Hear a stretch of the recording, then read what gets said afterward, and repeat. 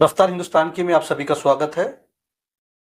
पिछले कुछ दिनों से हम लातूर जिले के जितने राजकीय पार्टियों के जिला अध्यक्ष हैं उनसे हम मुलाकात ले रहे हैं कि आने वाले विधानसभा चुनाव में उनके राजनीतिक पार्टी का क्या भूमिका रहेगी, किन किन विधानसभाओं पर वो उम्मीदवार खड़ा करेंगे। इन्हीं मुद्दे को लेकर आज हमारे साथ राष्ट्रीय समाज पक्ष के जिला अध्यक्ष बुड़के जी हैं। बुड़के जी, आपका बहुत बहुत स्वागत है। थैंक यू, शुक्रिया। लातूर लोकसभा क्षेत्र में 6 विधानसभा सीटें हैं, तो राष्ट्रीय समाज पक्ष कितने सीटों पर चुनाव लड़ेगी और किसके साथ गठबंधन रहेगा? हाँ जी, गठबंधन का तो कुछ है नहीं। हम अपनी दम पे 288 जगहों पे हम कैंडिडेट खड़ा करेंगे। इसमें कोई शक नहीं है। लातूर जिले के 6 के 6 कैंडिडेट यहाँ चुनाव के लिए खड़े हो गए। उदगीर विधानसभा चुनाव राष्ट्रीय समाज पक्ष कंफर्म चुनाव लड़ेगी? बिल्कुल लड़ेगी, उसमें कोई दौराई नहीं है, बिल्कुल लड़ेगी। लास्ट टाइम में लोकसभा के टाइम में महायुति में जानकर जी थे और गुट के कोटे से ही उन्हें उम्मीदवारी मिली थी, और उन्हीं गुट के एक उम्मीदवार अभी संजय जी बनसोड़े होने की संभावना है, क्योंकि वो रनिंग मंत्री भी है। पहला तो आपने बोला था उसमें से अजित अजित पवार गट से हमको उम्मीदवारी मिली थी, अभी उन्हीं के ये है। तो अगर हमारा अलायंस होता, अगर विधानसभा में हमारे साथ कुछ जैसा लोकसभा में आपने जगह दी थी ऐसा अगर कुछ होता है तो हम ये बात पे सोचते थे। हमको जगह ही नहीं दिया लोकसभा का वास्ता देके। अगर तुम विधानसभा को ऐसे ही फोकट में हमारे साथ रहो बोलोगे तो ये गलत है ना। इसलिए हमारा कैंडिडेट खड़ा ही रहेगा यहाँ पे। कितने उम्मीदवार हैं उदगीर विधानसभा सीट के लिए आपके पास? किसने मांग की? अभी फिलहाल तो नहीं, मैं तो अभी मांग करने का मतलब मेरे पास तो अभी तीन कैंडिडेट है, जो कि इसमें से एक कैंडिडेट मेरे पार्टी का कार्यकर्ता रह चुका है 10 साल से। और मैं सोचूंगा जब कैंडिडेट खड़ा करना है कोई पैसे वाला देखने से बेहतर रहेगा मेरे पार्टी का जो 10 साल से काम कर रहा है कार्यकर्ता, उसको न्याय मिलना चाहिए। अगर वो बड़ी ताकत से हमारी या कोई वोटर की ताकत से अगर वो चुनाव में सही उतर पा रहा है तो हम उसी को खड़ा करेंगे। किन मुद्दों को लेकर चुनाव में उतरे?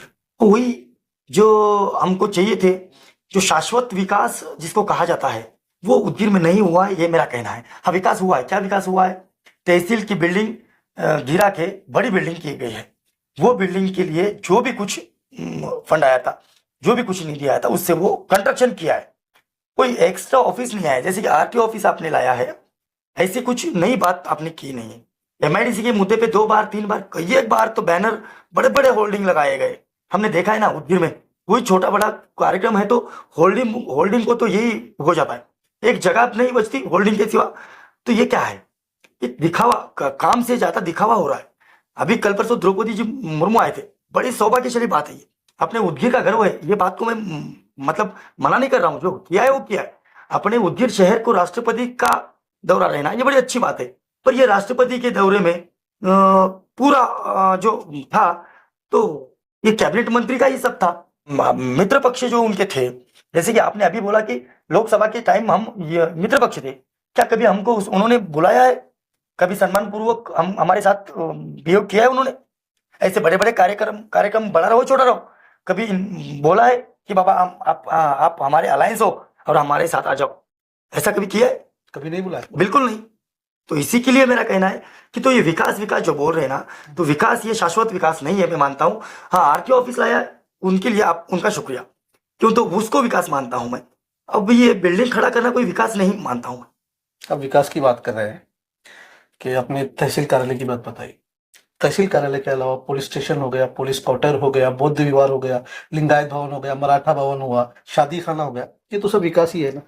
हाँ, ये मुद्दों पे बोला गया था, ये बोला था मैंने पिछले टाइम पे एक बार एक स्टेटमेंट दिया था मैंने कि शादी खानों को दिया, बौद्ध विहार को दिया, कई जगहों को, ऐसे धार्मिक स्थलों को दिया। उनके लिए उनका शुक्रिया अदा करता हूँ। क्यों?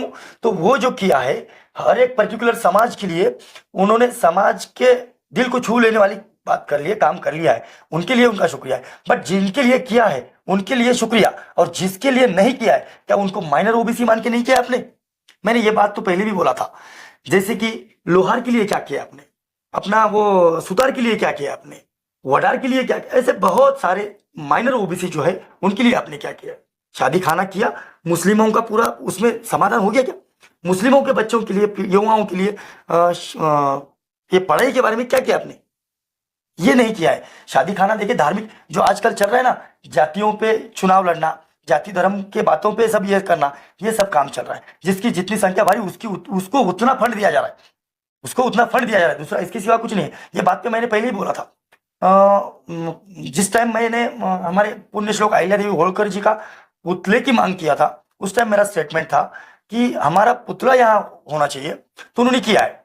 बट मैंने क्या कहा था, वो जो गार्डन था उसमें एक सभागृह खड़ा करो और एक पुतला करो, और वो सभागृह में छोटी सी लाइब्रेरी हो या समाज के लोगों को छोटा बड़ा प्रोग्राम करने के लिए जगह हो, अवेलेबल हो जाएगी। बट उन्होंने ऐसा किया नहीं। पूरा गार्डन वो झाड़ी बीड़ी लगा के गार्डन पैक कर दिया, और वो जंगल में वो झाड़ी में अहिल्या माई का पुतला बिठा दिया। और मैं देख रहा हूँ वो पुतलों के सामने पानी भरा पड़ा है, खड्डे है, वो कुत्ते सुअर, पूरा गंदगी वहां पे छाई हुई है। क्या इसके लिए तुमने पुतला खड़ा किया है?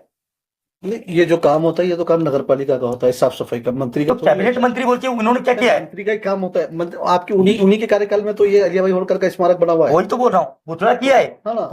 पुतला बनाने के बाद रहती है, वो तो नगर पालिका का काम तो होता है। उनको देखना चाहिए। वो यहाँ के कैबिनेट मंत्री है, छोटे बातों पे वो ध्यान दे रहे हैं। ऐसा एक पहली बार नगर पालिका में, या अभी तो नगर परिषद का चुनाव होके नगर अध्यक्ष पद बर्खास्त होके कितना टाइम हुआ है बोलो? तो प्रशासन पे वॉच इनका ही होना चाहिए ना, कैबिनेट मंत्री है। हाँ, तो इसकी तरफ उन्होंने जानबूझ के इग्नोर किया, ऐसा मेरे को लगता है। और दूसरी सबसे बड़ी बात जो तुमने बोला कि अहिल्या बाई का पुतला बिठा दिया, कोई बात नहीं, वेलकम है उनका। बट जब मैं उस टाइम भी बोला था, हर जातियों में कम ज्यादा फंड करके, क्या तुमको जातियों में लड़वाना है? धनगर समाज के लिए यहाँ कम लोक संख्या है, 25 लाख में तो सिमट जाएंगे, हो गया।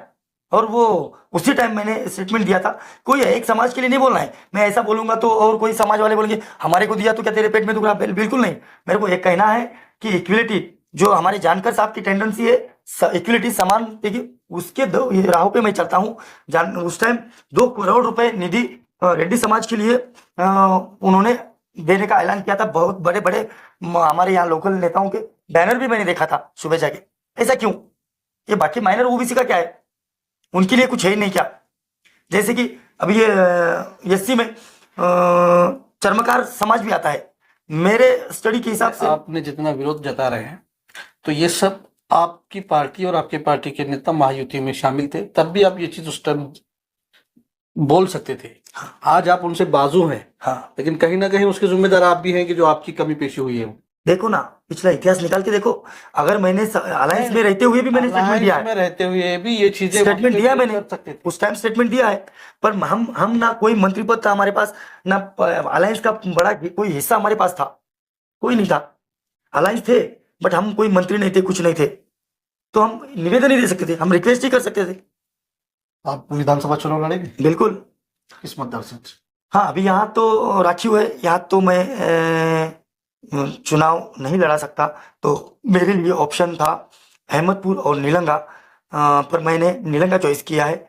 नीलंगा चॉइस इसलिए किया है, अहमदपुर में तो नया पुराना कोई भी, क्योंकि वहाँ पे जानकर साहब पे प्रेम करने वाले बहुत सारे लोग हैं, और वहाँ पे कोई भी आदमी देंगे हम तो बिल्कुल आज तक का इतिहास है, चुन के आया है, तो वहाँ किसी और को संधि देंगे। और मैं जिलाध्यक्ष होने के नाते खुद को स्ट्रगल करने के लिए नीलंगा पे जा रहा हूँ। नीलंगा से मैं चुनाव लड़ूंगा। नीलंगा आपका मतदार संघ, आपका जो भी सोशल वर्क है तो उदगीर क्षेत्र में रहा हुआ है, नहीं तो नीलंगा में आपका क्या योगदान? हाँ, नहीं, मैं देखो सोशल वर्क उदगीर की पैदाइश हूँ, इसलिए मेरे को उदगीर में चुनाव लड़ना है। ये ऐसा तो कोई ये नहीं है, लेकिन नीलंगा में आपका क्या योगदान है? किस बेस पे आप चुनाव लड़ेंगे? किस बेस पे मतदाताओं से आप मत मांगेंगे? बिल्कुल, मेरा वहाँ बेस है। मैं डिस्ट्रिक्ट प्रेसिडेंट होने के नाते मेरे जिला अध्यक्ष पद मेरे पास आने के बाद मैंने देवनी की नगर पंचायत चुनाव को कैंडिडेट पूरे खड़े करे थे, और जानकर साहब की वहाँ रैली करी थी, और मेरे नेतृत्व में वहाँ का नगर पंचायत चुनाव हुआ था। तो उस टाइम उसके पहले जो था भाजपा की सत्ता नगर पंचायत पे थी, और जैसे मैंने खड़ा किया तो सत्ता परिवर्तन हो गया, भाजपा का एक कैंडिडेट चुन के आया नगर पंचायत में। तो मैंने यही पे एक मतलब आप ऐसे ही वोट काटेंगे, वोट किसको गिराना है किसको नहीं, किसी को सत्ता में लाना है, हाँ, ये भूमिका रहेगी। ना मेरा भले ही आपका उम्मीदवार नहीं जीतता है तो आप इस तरीके से नहीं, ये बात आपकी मैं काटूंगा। क्यों काटूंगा मैं बता रहा हूँ। आपने बताया ना, नहीं, बता रहा हूँ ना। चुनाव लड़ा, भाजपा वहां पर नहीं है। ओके, मैं बता रहा हूँ, उसी में बता रहा हूँ। आपने भाजपा का वोट बैंक काटने के लिए आप वहां पे चुनाव लड़ने वाले हैं। तो उस टाइम तो ऐसा ही था, उस टाइम वैसे ही था। अभी भी क्यों? वैसे ही होगा। नहीं, अलग होगा। क्यों होता है बताता हूँ मैं। फर्स्ट टाइम मैं जो चुनाव लड़ा, वहां पे मेरा फर्स्ट टाइम था। तो फर्स्ट टाइम में मैंने जब मेरा फर्स्ट ट्रायल था, फर्स्ट ट्रायल में मैं जीत के नहीं आया, पर जो जीत सत्ता में थे उनको बाजू कर दिया। अब ये मेरा सेकंड चुनाव है। अब सत्ता में है, उसको बाजू नहीं करना है, उसकी जगह मेरे को बैठना है, इसलिए मेरा ये चुनाव। तो क्या तैयारी है विधानसभा? बिल्कुल अच्छी तैयारी है। विधानसभा चुनाव के मतलब ये प्रोग्राम सुनने के बाद मैं जिलाध्यक्ष होने के नाते सब जगह कैंडिडेट की मेरी तैयारी चालू थी, और खुद निलंगा विधानसभा में मेरा पूरा राउंड कंप्लीट हुआ है। मैं हर गांव को विजिट दिया हूं, कार्यकर्ताओं से बात हुई है, मुलाकात हो गई है, और उनको भी कार्यकर्ताओं का इतना प्रोत्साहन है मैं आपको बता नहीं सकता। ये चुनाव तो एक औपचारिकता है, ऐसा आज मेरे को लग रहा है, क्योंकि उनको ऑप्शन चाहिए, पर्याय चाहिए। उनको कहना है दादा हुआ पोता, पोता हुआ चाचा, चाचा हुआ वापस पोता, पोता हुआ भतीजा, भतीजा हुआ तो वापस से। अभी तो मैंने सुना है कई कार्यकर्ताओं के मुंह से, अब कांग्रेस का टिकट जो है चाचा को नहीं दिया जाएगा, चाची को दिया जाएगा। यानी ये क्या कराना चाहिए इसको? ये जो वहां की निलंगा विधानसभा मतदार संघ की जनता त्रस्त हो चुकी है, और उनको एक ऑप्शन चाहिए, निर्भीड और निस्वार्थी काम करने वाला एक कार्यकर्ता उनको चाहिए, नेता नहीं चाहिए। तो मेरे रूप में वो आज वो देख रहे हैं। लातूर शहर, लातूर ग्रामीण, औसा, ये तीनों मतदार संघ में भी आपको? हाँ, वो भी चलना है। मेरे शहर जिलाध्यक्ष है दादा साहब कर पे, उनको औसा और लातूर शहर बोला गया है। और हमारे विभागीय अध्यक्ष है प्राध्यापक विष्णु जी गोरे सर, उनका लिविंग एड्रेस रहते हैं वो रेणापुर तालुका में।